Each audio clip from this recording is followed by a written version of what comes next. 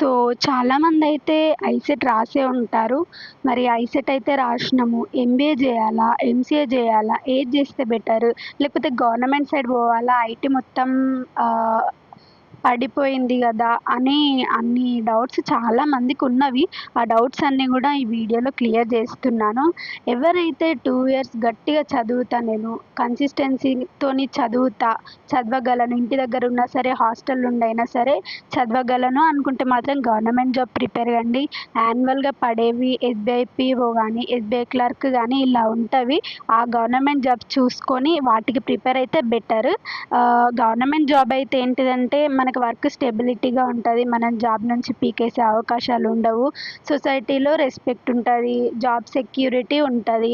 Salary మాత్రం పెరగదు. Promotions వచ్చే వరకి వెయిట్ జేయాలిగ మనం. లేదు నాకు శాలరీ ఎక్కువుండాలి. మంత్లీ 1,00,000, 1,50,000 గావాలి. 20 ఎల్‌పీఏ ఇట్లుండాలి అని అనుకుంటే మాత్రం ఐటీ సైడ్ వెళ్తే బెటరు.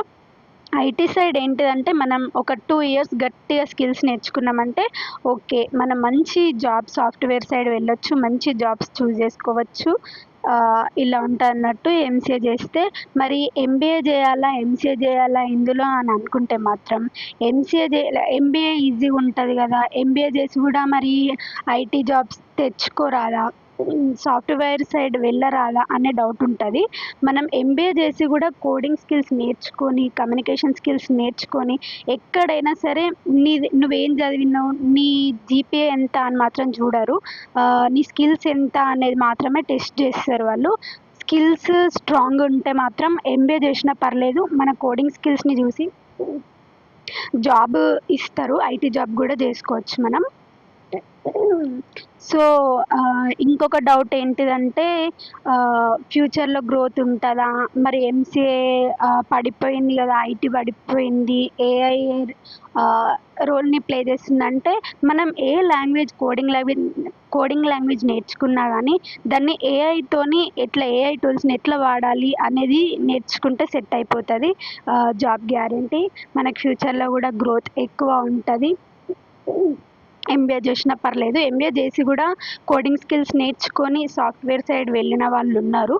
సో, ఇలా ఉంటదన్నట్టు. మరి కాలేజెస్ విషయానికొస్తే నాది చిన్న కాలేజ్. నా ర్యాంక్‌కి మంచి కాలేజ్ రాలేదు అని అనుకోకండి. ఏ కాలేజ్ అయినా సరే అటెండెన్స్ మ్యాండేటరీ లేని కాలేజ్ పెట్టుకొని 2 ఏళ్ళు గట్టిగా స్కిల్స్ మీదనే ఫోకస్ చేస్తే బెటర్.